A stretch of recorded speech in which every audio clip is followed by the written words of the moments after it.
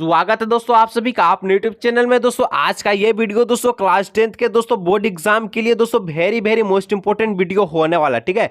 क्योंकि दोस्तों आज की इस वीडियो में हम लोग देखने वाले हैं सामाजिक विज्ञान यानी का दोस्तों सोशल साइंस, ठीक है। यानी कहें तो एसएसटी का दोस्तों 100 ऐसे इंपॉर्टेंट एमसीक्यू प्रश्नों को दोस्तों आज की इस वीडियो में सोल्व करने वाले हैं, ठीक है।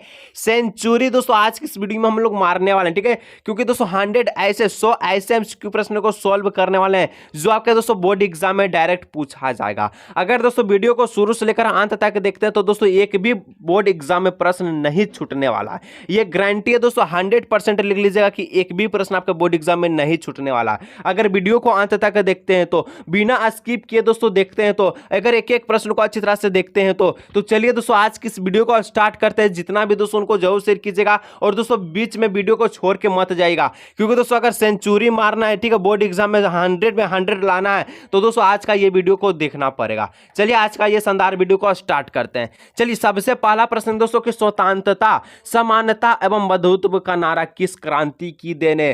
काफी इंपॉर्टेंट प्रश्न दोस्तों, काफी बार बोर्ड एग्जाम में पूछा गया प्रश्न है। स्वतंत्रता, समानता एवं बंधुत्व का नारा किस क्रांति की देन है। तो ये दोस्तों जो आपका फ्रांसीसी क्रांति हुआ, ठीक है, उसी के क्रांति की देन यानी कि ख ऑप्शन इसका राइट आंसर हो जाएगा, ठीक है। चलिए 2 नंबर का प्रश्न है दोस्तों कि बिस्मार्क जर्मनी का प्रथम चांसलर कब बना। काफी बार दोस्तों बोर्ड एग्जाम में पूछा गया। अगर आप दोस्तों प्रीवियस ईयर के क्वेश्चंस बैंक को चेकआउट करते हैं दोस्तों तो ये प्रश्न आपको 100% देखने को मिलने वाला है। तो बिस्मार्क जर्मनी का प्रथम चांसलर दोस्तों ये बना था 1871 ईस्वी में, यानी कि का ऑप्शन का राइट आंसर हो जाएगा। तो इसी तरह से दोस्तों वीडियो को अंत तक देखिएगा और एक एक प्रश्न को दोस्तों समझ के और एक एक को अच्छी तरह से देखिएगा ताकि दोस्तों बोर्ड एग्जाम में आने वाला प्रश्न एक भी ना छूट पाए, ठीक है। 3 नंबर कहता है कि मनुष्य स्वतंत्र तो पैदा हुआ है किंतु वह सर्वत्र बंधनों में जकड़ा हुआ, ठीक है। यह कथन किस दार्शनिक का देन है। तो दोस्तों यह कथन दोस्तों ये रूसो का देन है, ठीक है। यानी कि इसका जो है दोस्तों का ऑप्शन इसका राइट आंसर होगा, ठीक है। चलिए 4 नंबर दोस्तों काफी ज्यादा इंपॉर्टेंट प्रश्न है। काफी बार यह भी दोस्तों बोर्ड एग्जाम में पूछा गया प्रश्न, ठीक है, कि किसके कल्पना दर्श इथियोपिया में एक आदर्श समाज की कल्पना की गई। काफी दोस्तों काफी वेरी मोस्ट इंपॉर्टेंट प्रश्न है, ठीक है। वीडियो को दोस्तों अंत तक देखिएगा, जरा से भी दोस्तों एक भी प्रश्न को स्किप मत कीजिएगा। तो किसके कल्पना दर्श इथियोपिया में एक आदर्श समाज की कल्पना की गई। तो दोस्तों ये आपको पता है कि फ्रेडरिक सरियू ने एक कल्पना आदर्श चित्र बनाया था, ठीक है, जो कि कल्पना था, ठीक है, रियल में नहीं था। 5 नंबर है दोस्तों कि यंग इटली की स्थापना किसने की। काफी इंपॉर्टेंट प्रश्न दोस्तों, यंग इटली का स्थापना किसने की। तो ये दोस्तों किया था जोसेफी मैसिनी। तो यहां पर मैसिनी लिखा था दोस्तों, मैसिनी को हम लोग राइट करेंगे, ठीक है। तो अगर जोसेफी मैसिनी भी लिखा रहेगा तो दोस्तों उसको राइट करना छोड़ना नहीं है, ठीक है। चलिए 6 नंबर प्रश्न की ओर बढ़ते हैं। 6 नंबर प्रश्न कहता है कि असहयोग आंदोलन की समाप्ति किस घटना से हुई है। काफी ज्यादा इंपॉर्टेंट प्रश्न है दोस्तों। अगर आपको बोर्ड एग्जाम में सेंचुरी मारना है तो दोस्तों वीडियो को अंत तक जरूर देखें दोस्तों। 100% दोस्तों एक भी प्रश्न बोर्ड एग्जाम में नहीं छूटेगा, ये गारंटी है, ठीक है। असहयोग आंदोलन की समाप्ति किस घटना से हुआ। तो ये दोस्तों चौरी चौरा हिंसात्मक घटना से हुआ, यानी कि दोस्तों इसका ऑप्शन इसका राइट आंसर होगा, ठीक है। चलिए 7 नंबर की ओर हम लोग बढ़ते हैं। तो 7 नंबर का प्रश्न कहता है दोस्तों कि भारत छोड़ो आंदोलन की शुरुआत कब हुई। काफी ज्यादा दोस्तों VVI इंपॉर्टेंट प्रश्न है। अगर दोस्तों बोर्ड एग्जाम में सेंचुरी मारना है तो दोस्तों वीडियो को अंत तक देखिए दोस्तों, एक भी प्रश्न को स्किप मत कीजिएगा दोस्तों। तो भारत छोड़ो आंदोलन की शुरुआत 1942 ईस्वी में हुआ था, यानी कि ऑप्शन का राइट आंसर होगा, ठीक है। 8 नंबर का था कि गदर पार्टी का स्थापना किसने की। काफी इंपॉर्टेंट प्रश्न दोस्तों कि गदर पार्टी की स्थापना ये दोस्तों लाला हरदयाल ने किया था, यानी कि ऑप्शन इसका राइट आंसर होगा, ठीक है। 9 नंबर प्रश्न की ओर बढ़ता है। तो 9 नंबर प्रश्न कहता है कि स्वदेशी आंदोलन की प्रेरणा से भारत माता की छवि को किसने चित्रित किया। काफी ज्यादा इंपॉर्टेंट है और ये दोस्तों एक बंगाली था जिसका नाम है अविंद्रनाथ टैगोर, यानी कि ऑप्शन दोस्तों इसका राइट आंसर होगा। 10 नंबर का प्रश्न कहता है दोस्तों कि खुदाई खिदमतगार की स्थापना किसने की। खुदाई खिदमतगार की स्थापना किसने की। तो ये दोस्तों किया था अब्दुल गफार खान, यानी कि ऑप्शन का दोस्तों राइट आंसर होगा।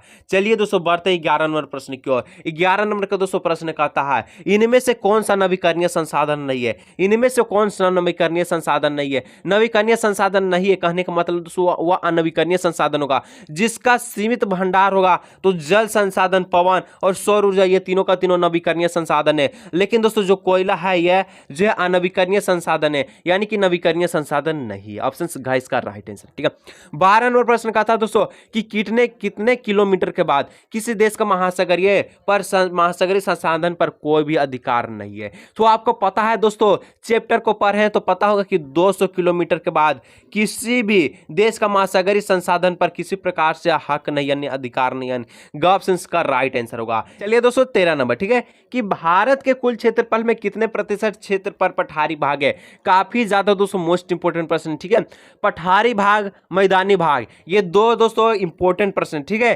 भारत के कुल क्षेत्रफल के कितने परसेंट क्षेत्र पठारी भाग है, तो ये दोस्तों 27% है, ठीक है। और मैदानी का बात आए तो दोस्तों मैं आगे इस वीडियो में बताने वाला हूं, ठीक है। अंत तक इसलिए कह रहे हैं दोस्तों, वीडियो को अंत तक देखिएगा। और दोस्तों अगर अभी तक दोस्तों एक वीडियो को लाइक नहीं किया तो जरूर से कीजिएगा दोस्तों, क्योंकि दोस्तों आपको पता है कि दोस्तों वीडियो बनाने में और लगातार बोलने में दोस्तों काफी ज्यादा दिक्कत होता है। तो कृपया करके दोस्तों इतना मेहनत के लिए एक लाइक और एक सब्सक्राइब जरूर बनता है दोस्तों, जरूर कीजिएगा, ठीक है। और जितना दोस्तों इनको एक बार जरूर शेयर कीजिएगा, ठीक है।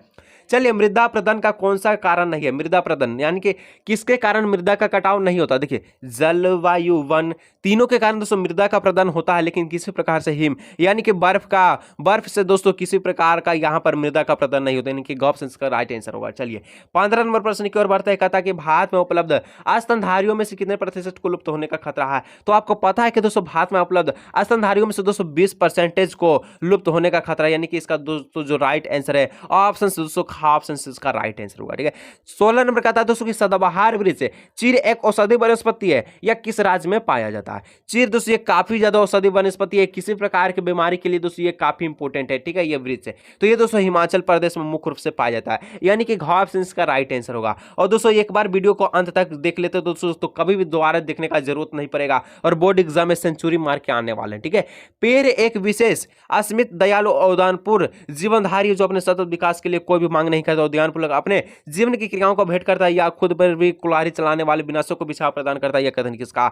तो दोस्तों एक पेड़ के बारे में कहा गया, और ये जो कथन दोस्तों, ये कथन जो दोस्तों गौतम बुद्ध ने कहा था कि जो पेड़ है ये खुद पर कुल्हाड़ी खाता है, और जो मनुष्य थक जाता है तो उसी के पेड़ के छाया में सो जाता है। और ये दोस्तों कौन कहा था, तो गौतम बुद्ध कहा था, यानी कि ऑप्शन खा इसका राइट आंसर होगा। 18 नंबर प्रश्न कहता कि विश्व में कुल आयतन का लगभग कितना प्रतिशत भाग महासागर में पाया जाता। तो विश्व का दोस्तों आपको पता है कि 71% जो भाग है ये महासागर में पाया जाता है। ऑप्शन दोस्तों इसका ऑप्शन का राइट आंसर होगा। नेक्स्ट बढ़ते हैं 19 नंबर प्रश्न की ओर। 19 नंबर का प्रश्न कहता है कि बहुउद्देशीय परियोजनाओं का कौन सा लाभ है। तो बहुउद्देशीय परियोजनाओं का दोस्तों लाभ है, यानी कि बहुउद्देशीय नदी पर परियोजना बनाता दोस्तों उससे बाढ़ पर नियंत्रण आ सकता है, सिंचाई की सुविधा, जल विद्युत उत्पादन है। तो बहुउद्देशीय परियोजनाओं से दोस्तों ये तीनों का तीनों लाभ, यानी कि ऑप्शन का राइट आंसर होगा। ऊपर में कहेगा ये बात सभी का सत्य है। 20 नंबर का था कि पश्चिमी राजस्थान में वर्षा जल संग्रहण की रीति किस कारण से कम हो रही है। तो आपको पता है कि दोस्तों कि जो पश्चिमी राजस्थान में अब जल संग्रहण नहीं करा, क्यों नहीं करा था, क्योंकि वहां दोस्तों 12 मास जल सुविधा हो गया, यानी कि इंदिरा गांधी नहर से 12 मासी जल सुविधा से, जहां पर दोस्तों सालों भर जो है जल का सुविधा होगा, तो वहां पर कौन जो है जल का जो इकट्ठा करेगा, कोई नहीं करेगा, ठीक है, यानी कि option right answer. Next 21 number का प्रश्न कहता है कि किसी देश की राष्ट्रीय आय को उसकी कुल जनसंख्या से भाग देने पर निम्नलिखित में से क्या प्राप्त हो। कुल उसकी देखिए किसी देश की राष्ट्रीय आय को कुल जनसंख्या से भाग देते थे, उस पे दोस्तों क्या प्राप्त होता, तो प्रति व्यक्ति आय प्राप्त होता, यानी कि दोस्तों ये ऑप्शन का राइट आंसर होगा, ठीक है, प्रति व्यक्ति आय इसका राइट आंसर होगा। नेक्स्ट दोस्तों 22 नंबर प्रश्न की ओर बढ़ते हैं। तो 22 नंबर का प्रश्न कहता है काफी इंपोर्टेंट कि एक अमीर परिवार की लड़की के लिए विकासात्मक लक्ष्य क्या होना चाहिए। जो अमीर परिवार का लड़की है इसका सोच क्या होता है, ये क्या चाहती है, तो ये चाहती है दोस्तों जो उसके भाई को जितना स्वतंत्रता मिलता है उतना ही स्वतंत्रता उसे भी मिले, यानी कि उसके भाई का अधिकार, यानी कि जितना अधिकार उसका भाई को बस उतना ही अधिकार उसे भी मिले, यानी कि ऑप्शन दोस्तों इसका राइट आंसर होगा। नेक्स्ट 23 नंबर प्रश्न दोस्तों कि शिशु मृत्यु दर क्या सूचित करता। काफी ज्यादा दोस्तों मोस्ट इंपोर्टेंट प्रश्न है। तो शिशु मृत्यु दर यही सूचित करता है कि किसी वर्ष में पैदा हुए 1000 जीवित बच्चों में से 1 वर्ष की आयु से पहले मर जाने वाले बच्चों का अनुपात, यानी कि दोस्तों ऑप्शन यह सूचित करता है। बढ़ते हैं दोस्तों नेक्स्ट प्रश्न है 24 नंबर की ओर। तो 24 नंबर का प्रश्न दोस्तों काफी इंपोर्टेंट प्रश्न, ठीक है, कि निम्नलिखित में से ऊर्जा के मुख्य स्रोत क्या है। काफी इंपोर्टेंट है। ऊर्जा के दोस्तों मुख्य स्रोत क्या है, तो कोयले से भी ऊर्जा मिलता है, पेट्रोल से भी ऊर्जा मिलता है, और विद्युत से भी ऊर्जा मिलता है, यानी कि दोस्तों जितना भी कहेगा बात ये सभी सत्य, यानी कि ऑप्शन का राइट आंसर होगा, ठीक है। 25 नंबर कहता है निम्नलिखित में से कौन सी आर्थिक गतिविधियां तृतीय क्षेत्र के में नहीं आता।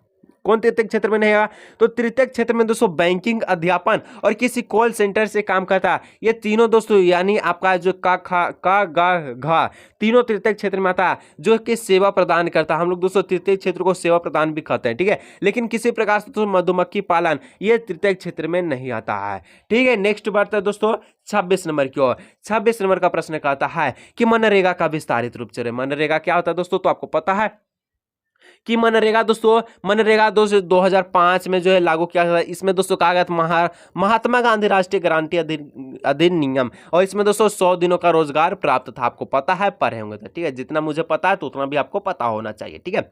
चलिए 27वां प्रश्न कहता है कि किसी वर्ष में उत्पादित देश के कुल मूल्यों को सकल घरेलू उत्पाद कहा जाता है। किसको कहते हैं? तो देखिए, सकल घरेलू उत्पाद दोस्तों जीडीपी को हम लोग क्या कहते हैं कि जो भी अंतिम वस्तुएं और सेवाएं हैं उसी को दोस्तों हम लोग सकल घरेलू उत्पाद करते हैं, यानी कि इसका ऑप्शन का राइट आंसर होगा, ठीक है। सभी अंतिम वस्तुएं और सेवाएं इसका राइट आंसर होगा। नेक्स्ट बढ़ते हैं दोस्तों 28 नंबर प्रश्न की ओर। 28 नंबर का प्रश्न कहता है कि सलमा एक सरकारी अस्पताल में नर्स का कार्य करती है। सलमा किस क्षेत्र की गतिविधियों में शामिल है? मैं दोस्तों काफी बार वीडियो में कह चुका हूं कि इंपॉर्टेंट प्रश्न दोस्तों सरकारी और प्राइवेट वाला, जब भी सरकारी का बात है दोस्तों आंख मूंद के दोस्तों मैं बताया था, आंख मूंद के आपको क्या करना, जब भी सरकार की बात है दोस्तों आंख मूंद के आपको संगठित जहां भी लिखा दिखे, संगठित क्षेत्र जहां भी लिखा दिखे उसको राइट आंसर करना। प्राइवेट का जहां भी बात आए तो उसको दोस्तों क्या करना, असंगठित में करना। जैसे किसी की सलमा एक सरकार है, सरकारी के नाम आते ही संगठित को टिक करना, ठीक है।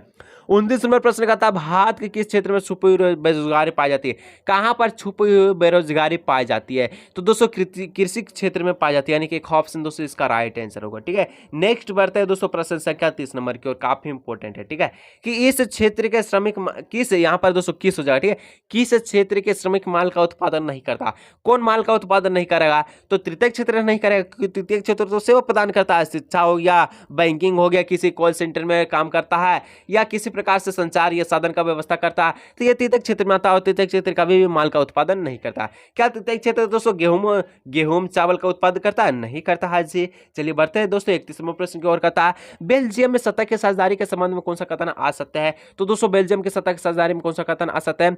तो बेल्जियम में अलग सरकार है और इसमें डच एवं फ्रेंच भाषाओं का समुदाय अद्भुत, यहाँ पर क्या है, असमान प्रतिनिधित्व है, यानी कि दोस्तों इसका ऑप्शन इसका राइट आंसर होगा, ठीक है। यही दोस्तों आ सकते हैं, बाकी जो ऊपर है खा है, का है, घा है, ये तीनों का तीनों राइट है। नेक्स्ट दोस्तों 32 नंबर कहता है काफी इंपॉर्टेंट प्रश्न दोस्तों कि संघात्मक शासन प्रणाली वाला देश इनमें से कौन है? संघात्मक शासन प्रणाली वाला देश इसमें से कौन है? तो आपको पता है कि दोस्तों संयुक्त राज्य अमेरिका, बेल्जियम और ऑस्ट्रेलिया ये संघात्मक प्रणाली वाला देश है, लेकिन किसी प्रकार से दोस्तों श्रीलंका संघात्मक प्रणाली वाला देश नहीं होगा। श्रीलंका दोस्तों एकात्मक शासन प्रणाली वाला देश है। जैसे कि दोस्तों 33 नंबर प्रश्न में पूछ चुका है कि निम्न में से किस देश में एकात्मक शासन व्यवस्था है? तो दोस्तों मैं अभी आपको बताया, तो क्या करना दोस्तों, प्यारा से एक कमेंट कर लीजिए। तो अगर यहां तक अभी बने हैं तो एक कमेंट कर लीजिए दोस्तों, ताकि मुझे भी पता हो दोस्तों कि कौन वीडियो को कहां तक देखता है, कौन विद्यार्थी। तो एक बार दोस्तों नेम में आप सभी कमेंट कीजिएगा कि 33 नंबर का प्रश्न का उत्तर क्या होगा, ठीक है। इसके लिए दोस्तों मैं सदा आपका आभारी रहूंगा, एक बार जरूर से कमेंट कीजिएगा, ठीक है।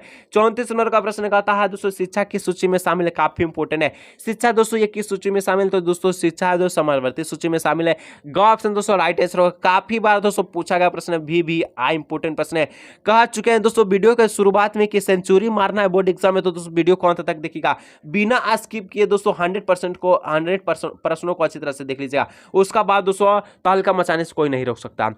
35 नंबर का था भारत में स्थानीय शासन प्रणाली वाला कितने स्तर की है? तो भारत में स्थानीय शासन प्रणाली कितने स्तर की है? तो ये दोस्तों त्रिस्तरीय की है, यानी कि ऑप्शन इसका राइट आंसर होगा। बढ़ते दोस्तों 36 नंबर प्रश्न की और 36 नंबर का प्रश्न कहता है ये संघीय सरकार की एक विशेषता नहीं है। तो संघीय सरकार की क्या विशेषता नहीं है? तो ऑप्शन दोस्तों इसका राइट आंसर होगा, ठीक है। निर्वाचित पदाधिकारी ही सरकार में सर्वोच्च ताकत का उपयोग करता है, ये दोस्तों आपका जो विशेषता नहीं है, यानी कि ऑप्शन का राइट आंसर होगा, ठीक है। नेक्स्ट दोस्तों 37 नंबर कहता है कि निम्न में कौन सम्मिलित है? निम्न में दोस्तों कौन सम्मिलित है? दोस्तों आपको पता है कि संघ सूची, पुलिस, कृषि, व्यापार, राज्य सूची, प्रतिरक्षा, बैंकिंग, संचार, समवर्ती सूची, वन विभाग का यहाँ पर उत्तराधिकार, ये दोस्तों तीनों के तीनों आज सम्मिलित है, यानी कि सम्मिलित नहीं है। और घ दोस्तों इसका राइट आंसर होगा। अवशिष्ट शक्ति केंद्र सरकार ये इसका सम्मिलित है, ठीक है।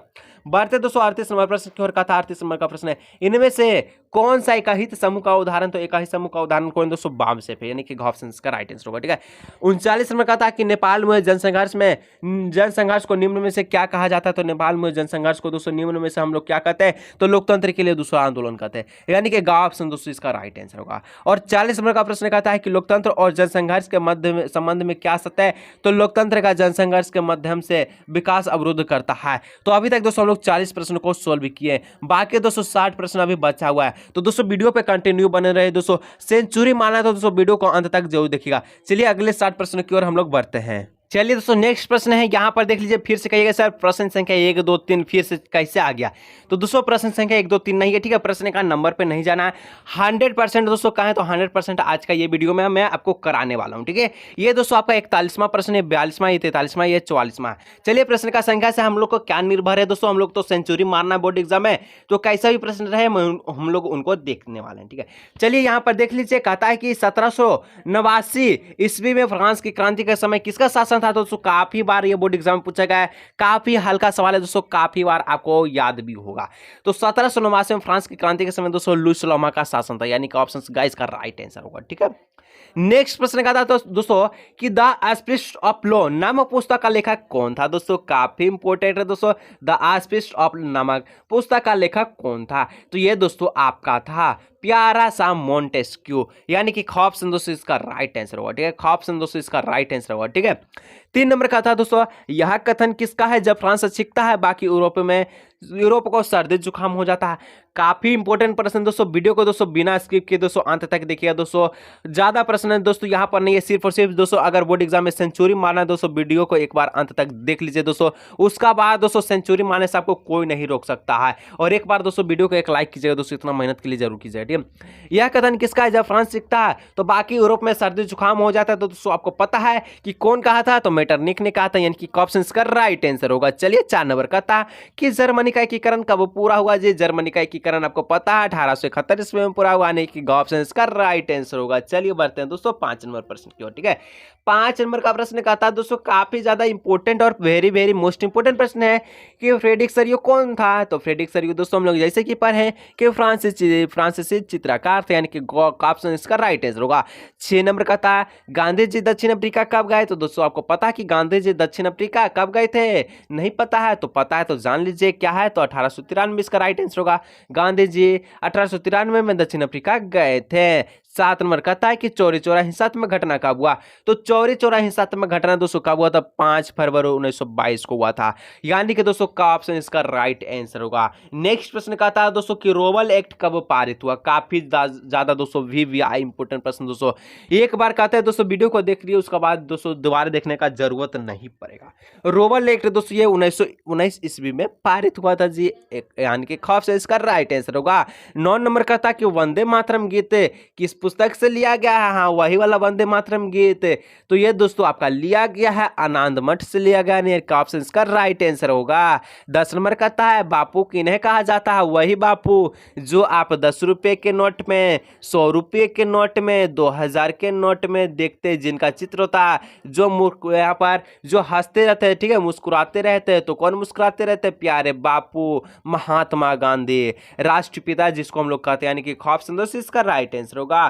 11 नंबर प्रश्न के दोस्तों हम लोग बढ़ते हैं, ठीक है। 11 नंबर का प्रश्न कहता है कि समता के आधार पर संसाधन कितने प्रकार के होते हैं। आपको पता है तो समता के आधार पर दोस्तों संसाधन 2 प्रकार के होते हैं, यहाँ पर क्या क्या, नवीकरणीय और अनवीकरणीय, यानी कि दोस्तों इसका जो है का ऑप्शन इसका राइट आंसर होगा, ठीक है। और उत्पत्ति के आधार पर दोस्तों संसाधन कितने प्रकार के होते हैं, कमेंट कीजिएगा दोस्तों, ठीक है। काफी इंपोर्टेंट प्रश्न है। निम्नलिखित में से किस राज्य में सीढ़ीदार खेती की जाती है। सीढ़ीदार दोस्तों इस तरह से खेती किया जाता है, कहाँ किया जाता है, तो उत्तराखंड में किया जाता है, यानी कि ऑप्शन इसका राइट आंसर होगा ऑप्शन, ठीक है। 13 नंबर का प्रश्न कहता है पूर्वी तट के, ठीक है, नदी डेल्टाओं पर, ठीक है, किस प्रकार की मृदा पाई जाती है। काफी ज्यादा दोस्तों मोस्ट इंपोर्टेंट प्रश्न दोस्तों, एक बार वीडियो को अंत तक देखिएगा, ठीक है। पूर्वी तट के नदी डेल्टाओं पर किस प्रकार की मिट्टी है। तो दोस्तों ये आपको पता है कि जलोढ़ मृदा, यानी कि ऑप्शन इसका राइट आंसर होगा, ठीक है। नेक्स्ट प्रश्न दोस्तों कि किस मृदा को रेगर या स्वतः जुताई वाली मृदा भी कहते हैं। तो दोस्तों हम लोग काली मृदा को, ठीक है, काली मृदा को रेगर और स्वतः जुताई वाला मृदा कहते हैं। और काली मृदा में दोस्तों मुख्य रूप से कपास की खेती किया जाता है, ठीक है, मुख्य रूप से कपास का खेती किया जाता है, यानी कि ऑप्शन इसका राइट आंसर होगा, ठीक है। चलिए दोस्तों नेक्स्ट है 15 नंबर, ठीक है। और 15 नंबर का प्रश्न कहता है 15, यानी कि ये दोस्तों 55 हो गया, ठीक है, 55 नंबर का प्रश्न हो गया, ठीक है। चलिए कहता है प्रश्न संख्या, इनमें से कौन सा संचालन तरीका समुदायों की सीधी भागीदारी नहीं लेता है। तो देखिए दोस्तों संयुक्त वन प्रबंधन, चिपको आंदोलन और बीज बचाओ आंदोलन ये सीधी तरह से भागीदारी लेता है, लेकिन वन जीव पशु विहार का परिसीमन ये दोस्तों सीधी तरह से भागीदारी नहीं लेता, यानी कि ऑप्शन का राइट आंसर होगा। नेक्स्ट प्रश्न दोस्तों, भारत से विविधता में समृद्ध देश है, विश्व के कितने प्रतिशत उपजातियां भारत में पाई जाती है? तो दोस्तों आपको पता है, नहीं पता है तो जान लीजिए दोस्तों। इसीलिए कह रहे हैं दोस्तों, एक बार वीडियो को देखिए अंत तक।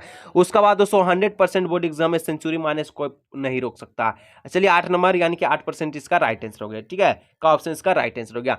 नेक्स्ट प्रश्न कहता है दोस्तों, भारतीय वन्यजीव संरक्षण अधिनियम कब लागू किया गया? तो भारतीय वन्यजीव अधिनियम लागू किया गया है दोस्तों 1972 ईस्वी में, यानी कि ग ऑप्शन इसका राइट आंसर होगा।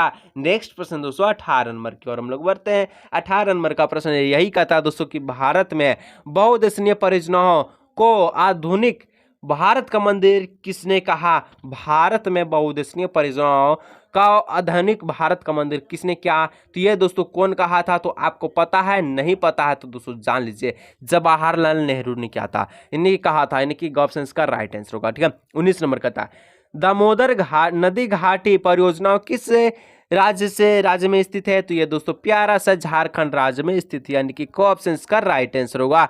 20 नंबर का था कि सदाबहार सरोवर सरदार सरोवर बांध में कौन सा राज्य प्रभावित है? तो दोस्तों सरदार सरोवर बांध से दोस्तों ये कौन सा राज्य प्रभावित है? तो गुजरात दोस्तों ये सरदार सरोवर बांध से प्रभावित है, यानी कि ऑप्शन का राइट आंसर होगा, ठीक है। चलिए दोस्तों इस तरह से दोस्तों हम लोग अभी 60 प्रश्न को देखे हैं दोस्तों, 40 गो और भी बचा है दोस्तों, तो वीडियो पे दोस्तों कंटिन्यू बने रहे, ठीक है। अगर दोस्तों यहां तक बने तो दोस्तों वीडियो को स्किप मत कीजिए दोस्तों, हो सकता है दोस्तों वही 40 प्रश्न में से दोस्तों आपका बोर्ड एग्जाम में ज्यादा प्रश्न आ जाए, तो इसलिए कह रहे हैं दोस्तों वीडियो को अंत तक देखिए दोस्तों, ये बहुत ज्यादा इंपॉर्टेंट वीडियो है, ठीक है। औसत आय प्रति व्यक्ति आय की गणना कैसे की जा जाती है? प्रति व्यक्ति आय की गणना आप कैसे करेंगे? तो कुल देश की कुल आय को देश की कुल जनसंख्या से भाग देकर प्रति व्यक्ति आय की गणना की जाती है, यानी कि ऑप्शन का राइट आंसर होगा। 22 नंबर का प्रश्न कहता है कि विभिन्न देशों के वर्गीकरण करने के ठीक है, विश्व बैंक किस मापदंड का प्रयोग करता है? देखिए ध्यान से सुनिएगा दोस्तों, ठीक है। विभिन्न देशों के वर्गीकरण के लिए विश्व बैंक, ठीक है, विश्व बैंक किस मापदंड का प्रयोग करता है? तो ये दोस्तों प्रति व्यक्ति आय का मापदंड करते हैं, यानी कि ऑप्शन इसका राइट आंसर होगा। तो नेक्स्ट प्रश्न है दोस्तों, कहता है, क्या कहता है कि नवीकरणीय संसाधन का उदाहरण है? नवीकरणीय संसाधन जिसका असीमित भंडार है, कभी समाप्त नहीं होगा, तो भूमिगत जल इसका राइट आंसर होगा। बाकी कोयला, पेट्रोल, ये दोस्तों आपका अनवीकरणीय संसाधन है जो कि सीमित भंडार है। चलिए नेक्स्ट प्रश्न है कि लोगों के विकास का लक्ष्य होता है, लोगों के विकास के लक्ष्य होते हैं, क्या होता है दोस्तों? भिन्न या परस्पर विरोधी, यानी कि दोस्तों जो है एक व्यक्ति ए है और एक व्यक्ति बी है, ये दोस्तों चाहता है, इसका जो लक्ष्य है BMW लेने का, और बी दोस्तों ये चाहता है, ठीक है, ये अपना कच्चा मकान को सही करने का।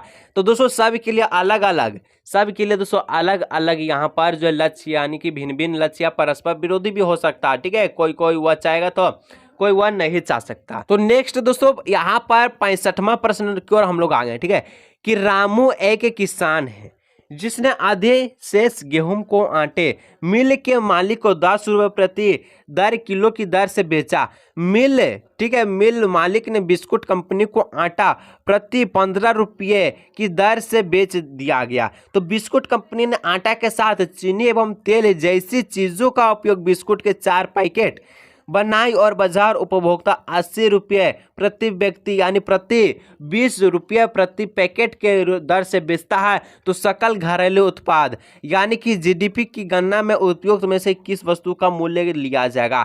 तो दोस्तों आपको पता कि जब बिस्कुट जब लाते हैं तो आप किसका पैसा देते हैं? बिस्कुट का देते हैं कि आटा का देते हैं कि गेहूं का देते हैं? नहीं सर, हम जो लाते हैं, जो अंतिम सेवाओं का उपयोग करते हैं, उसको दोस्तों लोग सकल घरेलू उत्पाद करते हैं। यानी कि बिस्कुट में दोस्तों सभी का मूल्य यहाँ पर जुड़ा हुआ पहले से, यानी कि यहाँ पर ऑप्शन का राइट आंसर होगा। चलिए 26 नंबर की ओर हम लोग बढ़ते हैं। 26 नंबर का था विनिर्माण की क्रिया किस क्षेत्र का भाग है? तो विनिर्माण की क्रिया दोस्तों द्वितीय क्षेत्र का भाग, यानी कि ऑप्शन का राइट आंसर होगा। ओके नेक्स्ट बढ़ते हैं 27 नंबर की ओर। 27 यानी कि 67। अनीता एक साड़ी की दुकान में काम करती है। साड़ी का दुकान क्या है? प्राइवेट। आ गया ना वही वाला बात, प्राइवेट, जहां संवैतनिक अवकाश का कोई प्रबंधन नहीं, यानी कि वह छुट्टी भी लेती है तो उनको 1 रुपया भी नहीं दिया जाता है।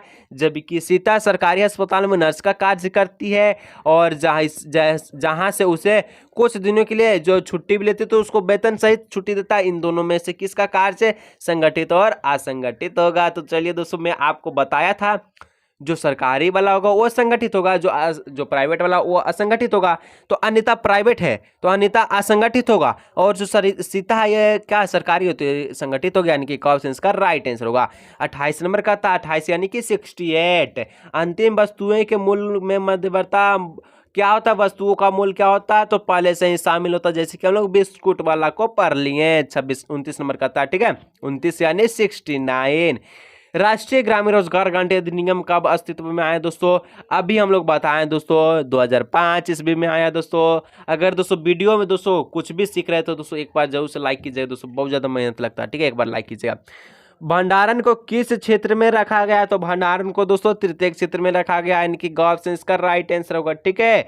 31 नंबर कहता है कि संघीय शासन व्यवस्था के संबंध में निम्न में से कौन असत्य है, तो संघीय शासन व्यवस्था के संबंध में दोस्तों कौन असत्य है, तो अदालतों को यहाँ पर संविधान और विभिन्न स्तरों की सरकारों के अधिकार की व्याख्या अधिकार ना होना, ये दोस्तों आपका यहाँ पर असत्य है, यानी कि ऑप्शन घ इसका राइट आंसर होगा। नेक्स्ट बढ़ते हैं 32 नंबर कहता है बेल्जियम में फ्रेंच भाषा बोलने वाले का प्रतिशत कितना है, काफी इंपॉर्टेंट है। तो बेल्जियम में दोस्तों टोटल 40% लोग जो है यहाँ पर फ्रेंच भाषा बोलते हैं। 33 नंबर कहता है 33 यानी कि 73 हम लोग इंटर कर चुके हैं दोस्तों, इतना होनहार छात्र हैं हम लोग, 100 में से 73 तक पहुंच चुके हैं। कुछ प्रश्न दोस्तों सीमित है, उसको भी हम लोग देख कर ही जाएंगे, जोर लगा दीजिए, ठीक है। श्रीलंका में तमिल को कब राष्ट्रभाषा के रूप में घोषित किया गया, तो 1960 में किया गया, ठीक है, यानी कि इसका ऑप्शन इसका राइट आंसर होगा, ठीक है 1960 में किया गया। चलिए बढ़ते हैं दोस्तों नेक्स्ट प्रश्न संख्या 34 नंबर की ओर, ठीक है। 34 नंबर का प्रश्न कहता है दोस्तों कि संविधान में कुल कितने भाषाओं का अनुसूचित भाषाओं का दर्जा दिया गया है, तो संविधान में दोस्तों टोटल 22 भाषाओं का अनुसूचित भाषाओं में दर्जा दिया गया है, ठीक है। नेक्स्ट बढ़ता है 35 नंबर, निम्न में कौन सम्मिलित नहीं है, तो दोस्तों निम्न में दोस्तों भारतीय राष्ट्रीय संघ राष्ट्रपति सम्मिलित नहीं है, क्योंकि भारतीय राष्ट्रीय संघ प्रधानमंत्री के साथ सम्मिलित होती है। 36 नंबर का था 36 यानी कि कितना 76, ठीक है। 7 पार्टी अलियांस का गठन किस देश में हुआ, तो ये दोस्तों नेपाल में हुआ था, ऑप्शन खा इसका राइट आंसर होगा। नेक्स्ट है 37 नंबर, बोलिविया किस महादेश में अवस्थित है, बोलिविया दोस्तों ये कहाँ अवस्थित है, तो दक्षिणी अमेरिका, देखिए यहाँ पर लातिनी लिखा हुआ है, ठीक है, यहाँ दक्षिणी अमेरिका कर लीजिएगा, ठीक है। 38 नंबर का प्रश्न कहता है बोलिविया में जल युद्ध नामक आंदोलन का नेतृत्व किसने किया था, तो कौन किया था दोस्तों, तो फेडकोर किया था, यानी कि ऑप्शन इसका राइट आंसर होगा। चलिए दोस्तों नेक्स्ट प्रश्न कहता है, ठीक है, क्या कहता है कि इनमें से कौन सा कथन असत्य है, तो इनमें से कौन सा कथन असत्य है, इसको पढ़ लीजिए। राजनीतिक दल राजनीतिक पक्ष लेते हैं, जबकि दबाव समूह राजनीतिक मामलों में कोई भी चिंता नहीं करता। दबाव समूह कुछ लोगों तक ही सीमित होते हैं, जबकि राजनीतिक दल दायरा ज्यादा लोग तक फैल जाता है, और दबाव समूह सत्ता में नहीं आना चाहते हैं, जबकि राजनीतिक दल सत्ता में आना चाहते हैं। और घाव सेंस कहता है कि दबाव समूह और राजनीतिक दल जो समान प्रकृति के है, तो क्या 3 गो ऑप्शंस पर है, तीनों में समान प्रकृति की दिख रही है, नहीं दिख रहा है तो क्या करना है, ऑप्शंस घ को लॉक करना है, और ऑप्शंस घ इसका राइट आंसर होगा। चलिए दोस्तों अब नेक्स्ट यहाँ पर 80 नंबर प्रश्न की ओर हम लोग बढ़ते, कहता है नेपाल में SPA 7 पार्टी अलायंस ने किसे अंतरिम सरकार का प्रधानमंत्री चुना, तो किसे चुना था दोस्तों, सर राजा वीरेंद्र जी को चुना था, यानी कि ऑप्शन गाइस का राइट आंसर होगा, ठीक है। तो अभी तक दोस्तों लोग 80 प्रश्न को देखें, 100 में से 80 को देखें, 20 बच्चा है तो 20 को हम लोग देखते हैं और वीडियो को समाप्त करते हैं। चलिए दोस्तों 20 प्रश्न की ओर हम लोग चलते हैं। चलिए दोस्तों और भी हम लोग 20 प्रश्न को सोल्व करते हैं, ठीक है, और पहले के थे 80 प्रश्न, तो कुल हो गया दोस्तों आपका 100, यानी कि सेंचुरी हो गया। और दोस्तों पूरा अंत तक देखें दोस्तों वीडियो को, तो बोर्ड एग्जाम में तहलका मचाने से कोई नहीं रोक सकता। तो फिर से कहिएगा सर आपका प्रश्न का संख्या फिर से गड़बड़ा गया सर, तो दोस्तों 20 प्रश्न को सोल्व करना, प्रश्न का संख्या पर निर्भर नहीं रहना है। 81 हो गया, 82, 83, 84, उसके बाद दोस्तों हम लोग 100, यानी कि कहिएगा सर फिर से कि आपका जो गिनती है कैसा है सर, 81, 82, 83, 84 के बाद 85 होता है सर, कोई दिक्कत नहीं है। चलिए कहता है दोस्तों कि फ्रांस की क्रांति कब हुआ, तो फ्रांस की क्रांति दोस्तों बहुत इंपॉर्टेंट प्रश्न है, 14 जुलाई 1789 ईस्वी में हुआ। 2 नंबर कहता है फ्रांस की क्रांति का अग्रदूत किसे कहा जाता है, फ्रांस की क्रांति का अग्रदूत दोस्तों हम लोग कहते हैं रूसो को कहते हैं, ऑप्शन का। 3 नंबर कहता है बिस्मार्क जर्मनी का प्रथम चांसलर कब बना, बिस्मार्क जर्मनी का दोस्तों काफी भी इंपॉर्टेंट प्रश्न दोस्तों, तो यह बना था 1871 ईस्वी में, इसको जरूर से नोट कीजिएगा, ठीक है। 4 नंबर कहता है पहले तुम मनुष्य हो उसके बाद किसी देश का नागरिक, यानी कथन किसका था, तो यह दोस्तों कथन था रूसो का, ऑप्शन का इसका राइट आंसर होगा। 5 5 नंबर का था विश्वकोश नामक ग्रंथ की रचना किसने की? विश्वकोश नामक ग्रंथ की रचना दिदरो किया था। ऑप्शन का इसका राइट आंसर होगा। चलिए 6 नंबर प्रश्न, यानी कि 6 नहीं दोस्तों, ये हो गया 86 यानी कि 86वां प्रश्न, ठीक है। डिस्कवरी ऑफ इंडिया नामक पुस्तक के लेखक कौन थे? तो डिस्कवरी ऑफ इंडिया पुस्तक के लेखक दोस्तों ये आपका थे पंडित जवाहरलाल नेहरू। चलिए 7 नंबर यानी कि 7वां है यहाँ पर 87, ठीक है 87। कहता यह कथन किसका था? तुम मुझे खून दो मैं तुझे आजादी दूंगा। और दोस्तों काफी इंपॉर्टेंट प्रश्न, काफी बच्चा वाला सवाल है दोस्तों, तो इसका आंसर सभी का कमेंट में नीचे आना चाहिए दोस्तों, मुझे भी तो पता चले कि कौन यहाँ तक देखा। 47वां प्रश्न तक कौन कौन देखा? तो कहिएगा सर 47 यहाँ पर 87 का जो आंसर सर क्या होगा? ये वाला होगा। चलिए आंसर जरूर दीजिएगा, ठीक है। चलिए 8 नंबर का था दोस्तों, काफी इंपॉर्टेंट प्रश्न है, काफी बार बोर्ड एग्जाम में पूछा गया।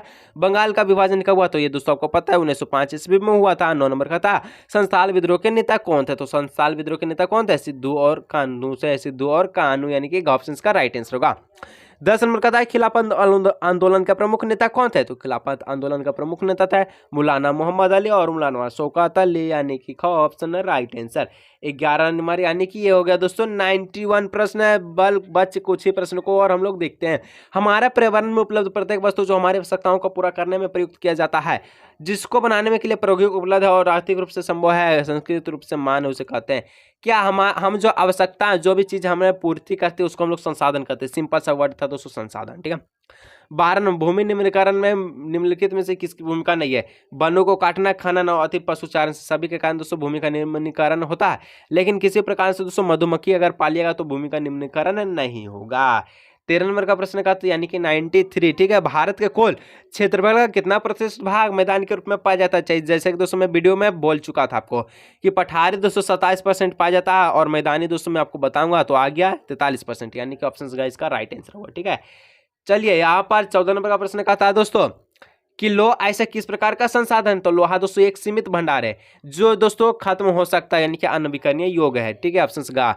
15 नंबर का था दोस्तों यानी कि 95 दोस्तों। कुछ और भी प्रश्न बचा दोस्तों, तो वीडियो का दोस्तों एक बार लाइक जरूर से कीजिए दोस्तों, इतना मेहनत किया दोस्तों, सेंचुरी बनाए दोस्तों आपके लिए, तो दोस्तों एक बार वीडियो को लाइक कीजिएगा। गुलाबी सिर वाली बतख किन जातियों में शामिल है? तो गुलाबी सिर वाला बतख आप देखें नहीं देखें, यानी ऑप्शन गांव में शामिल है, यानी कि लुप्त जातियों में शामिल है।